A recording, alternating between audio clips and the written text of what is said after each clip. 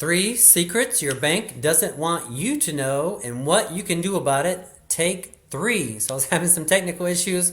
Hopefully this time is a little better. So this is one of my online mentors. He's on YouTube. He has a lot of valuable content. He goes by the Minority Mindset. If you're interested, look him up. He has a lot of great content. He goes over 7 secrets. I'm going to share with you my top 3. I just wanted to share with you right now, and then we'll talk about what you can do about it. Here we go. If banks lived by the same advice that they gave, they would be bankrupt. Let me show you. What do banks want you to do? They want you to save your money in the bank. Now, when you give your money in the bank, your bank has this cash, but your bank doesn't want to save money. Because if your bank was saving this money, they would be bankrupt. Instead, what they do is they tell you to save your money in the bank. That way your bank can then invest this money. How does your bank invest this money? They give you a mortgage, they give you a credit card, they give you a line of credit, they give you debt, and in exchange, you pay the bank interest and you make the bank richer. Which is why what I want to do in this video is I want to go over 7 secrets that your bank does not want you to know. That way you can understand how to use the banking system to your advantage, because unfortunately, the majority of Americans don't know how. Secret number 1 is that your savings are an asset for the bank, but a liability for you, and maybe not in the way that you think. When you go and save this $100 that you work to earn in the bank, you think that this is an asset for you because now you have this money and you have it accessible in the bank. But your bank looks at this money very differently than you. See, what happens is when you take that $100 in the bank, you get a receipt from the bank saying that you have this $100, which is why you think it's an asset.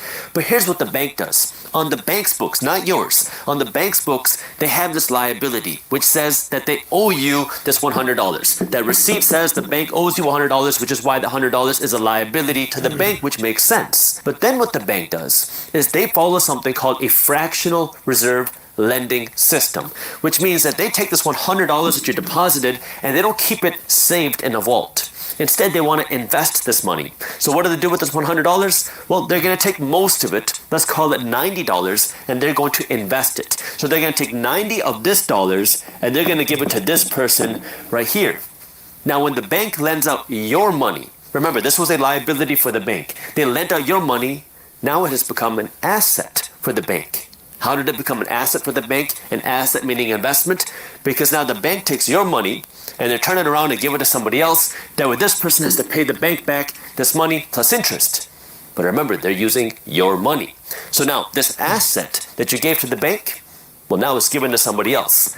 That's how fractional reserve lending works. The bank takes your money, they give it to somebody else, and then guess what? This person takes this money and they're going to deposit it in a different bank.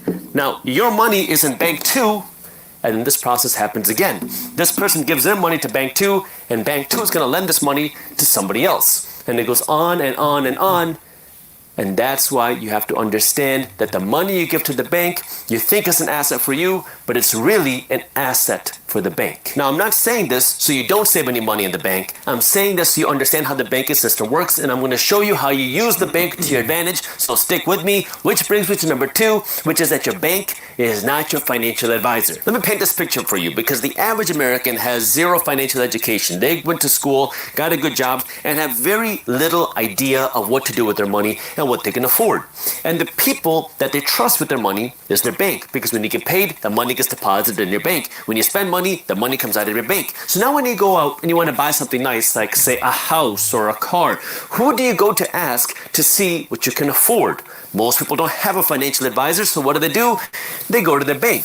And then they ask their bank, well, how big of a home can I afford? How nice of a car can I afford? But I'm going to let you in on a little secret. Your bank doesn't really care if you can afford to make the loan payments or not. They make money when you sign the papers. As soon as you sign a paper for a loan, the bank takes this loan and they're going to sell it off to somebody else. They make money when you close a deal. Then after that, it's your issue. It's not the bank's. They are not a good judge of how big of a home you can afford or how nice of a car you can afford, which is why you need to have your own financial education instead of asking your banker how much money you should borrow. The third secret, which really shouldn't be a secret, is that banks love it when you spend money you don't have. Now you're going to hear that and you're going to say, Jaspreet, obviously, banks love it when we borrow money. But that's not what I'm talking about. One of the biggest revenue generators for banks is when you spend money you don't have, not through debt, but through your bank account. Banks are making billions and billions of dollars a year on overdraft fees, which means every time you spend a dollar that you don't have in your checkings account, the bank is going to charge you 35 bucks. Now, we did a whole deep dive of this in Market Briefs because there are some new regulations being put into place which are trying to limit how much overdraft fees the banks can charge you, but that doesn't mean the banks are going to stop charging you overdraft fees, which means you have the ability before you go out and spend money to open up your web banking and see how much cash you have in your bank account. And if you don't have $100 in your bank account, you shouldn't go out and spend $100 or $110. And if you can do that little change, this could save you hundreds of dollars a year because people that are overdrafting aren't doing it once. They're doing it month after month after month after month. And this is where, if you can control the spending outflow, you can keep more of the money for yourself. And there's a little tip, because I think everybody has overdrafted at some point. I have too. If that happens one time, you can tell your banker, hey, I don't know how that happened. I'm sorry that this has happened. Can you please waive my overdraft fee? And then they should be able to do that the first couple of times for you at no cost, but you can't let that be a reoccurring thing. By the way, So that last one, number 3 right there, really burns me up, because about 10 years ago, I was going through a challenging time. And in my checking account, I had all my recurring subscriptions on a $18 fee, a $39 fee, all these little tiny subscriptions being debited out of my checking account. And at one point, I didn't have the money to cover these transactions being coming in. So I'd receive the regular bill for whatever $18, and then money wouldn't be there, and then I'd get an overdraft fee for $35. I'd have another subscription come in and it didn't cover, and eventually I had so many fees I had to cancel that account. I had to shut it down and actually change banks and had to start anew all over again. And what really burns me up about it is, and they're making regulations right now to try to hinder that. I hope that it goes well. I don't know, but the thing is there, though that hurts the people who really, they need them, they're like the lower income group of the world. And you saw on the screen there in 2022, over $9.9 billion was charged in overdraft fees. Now, what can we do about it, right? So I've partnered up with the largest e-learning center in the world, and they teach financial literacy. We have an easy 1, 2, 3 system. And then so we have pre-recorded courses, we have live mentorship, and we have apps, AI-driven, artificial intelligence-driven apps that helps guide us through the market. Number 1, easy online courses. We have 5 different categories to study from. I'm studying stocks and crypto and foreign exchange. And we have pre-recorded courses. You go through the courses and it catches you up on the basics of what's margin, what's support, what's resistance, what's Fibonacci, what's all these things, and you get caught up on the basics of these things. So it kind of gets you grounded, right? Then we have, let's go back to this. Then we have live mentorship. See here, it's gonna let me in.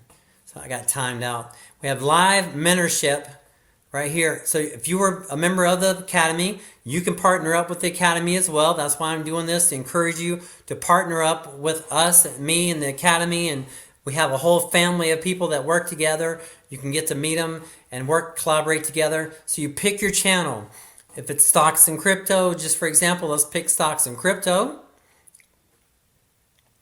We have over 60 different educators that teach Sunday through Saturday, all time zones, all across the world, no matter where you're at. And then what you can do is you can get on the channel and you can ask questions directly, then you find out which teachers you really resonate with. One of my teachers that teaches basic portfolio, how to build a portfolio, an investment portfolio, he calls it Portfolio Watch every Monday at 10 o'clock my time, because it'll list it on, when you have your account, it'll list it on your time. I'm in the Tucson area, which is Phoenix area, and it's at 10 o'clock my time on Mondays. And then also for those that are more advanced, I'm a really big fan of Patrick Kinney. He has market news and he goes over everything. Very fascinating. I think he's one of the founders of the company, but I don't really know. But he is very, very wise. So we have pre-recorded courses, live mentorship, and then we have, let's go redo this again. Let's go apps and services. So all these apps, I would encourage you to do the what's called the empowered package. You get two, maybe a little, and even more. I think they're adding in personal development. We have basically two different categories, and stocks and crypto have its own AI-driven apps. Foreign exchange has their own AI-driven apps. Let's just take a look at levels. Right now, it's the one that I use the most. I'm going to sign out of this because they don't like you double signed in. So, okay, I'm just going to, that way I can show it better to you. So I'm going to pull up just a couple of things. I'm going to look at just real quick, going to look at Bitcoin and show you how it works. We have different time frames over here, 15-minute, 1 hour, day, week, 4 hour, whatever. Generally, for a lot of trading purposes, 1 hour is a very common time frame to look at. But you can see we're right here. The blue is more of a support, which is where it's generally testing. It can break through and go on down through support. I've seen that happen many times. But a lot of times, the support will hold up. So right now, not financial advice, but this is a good time to place a scalp trade, or maybe a good time to invest, because we're right at a level of support, right? Now the red is a place of resistance, so it can be a good place. What's good about stocks and crypto is you can make money. You can make money whether the price goes up or down. It's timing me out. You can make money whether the price goes up or down, right? So does that make sense? So I'm going to sign back in. Sometimes if I'm signed in too many tabs, that'll boot you out, and then I'll have to reboot. I got too many tabs open. So let's pull it back up again real quick. And a lot of these things are AI driven. So this is not even a saved chart. This is just if you are coming to the chart brand new, this is Bitcoin on the 1 hour time frame. You click the blue box and you can tell right where you can see that little middle line. That is right in the bullseye. That's right. This whole area is a good place to consider taking a trade. And then the red is support. You can see that. So we have you would just go kind of marking up your chart. This is what we call marking up our charts. And you would do the same thing. It's really easy. Once you get it down, it's so simple. You know, sometimes I say things are simple, but not easy. So it is very, very simple. And it's very, very easy once you get into it. Now, I feel like it is. And then let's just I'm going to pull up Ethereum. Bitcoin and Ethereum are the top two digital assets. So this is Ethereum on the 1 hour time frame, right? So let's look at that. So right now these are different levels of support. It looks like we're kind of breaking through support at the moment, which is okay. We know how to deal with that. But the point is that we have pre-recorded courses, live mentorship, and AI-driven apps that help you navigate your way through the market. And so the courses get you grounded. The live mentorship teaches you above and beyond that, and you can answer specific questions. And the apps is when you're not on the live mentorship, you're doing your own thing and you're learning how to navigate the financial markets. So if you have any questions or you want to connect about the IM Academy, our easy 1, 2, 3 system, very easy. My number's inside the description of this video. Consider messaging me, and let's get together on a Zoom. I can walk you through it, show it, and then once you get a handle on it, then you can be on your own, and then we can support each other. We'll be a team, right? They call it what we call it the family, right? So 1, 2, 3 system, and that's it. So that's how you can learn to navigate the financial markets, taking advantage of our easy 1, 2, 3 system. Live pre-recorded courses, the live training, and AI-driven apps. If you have any questions, you want to get your questions answered, you want to chat about it, if you want to just sign up, the link is inside the YouTube description, and you can message me. I can walk you right through it, get you introduced, get you all your questions answered, and get you on the road to financial intelligence. All right. Thank you for your time and your energy. I'll see you on the next one. Remember, health is wealth. Health is wealth. Cash flow is king. Cash is queen. And credit is freedom. And I'll see you on the next one. Bye for now.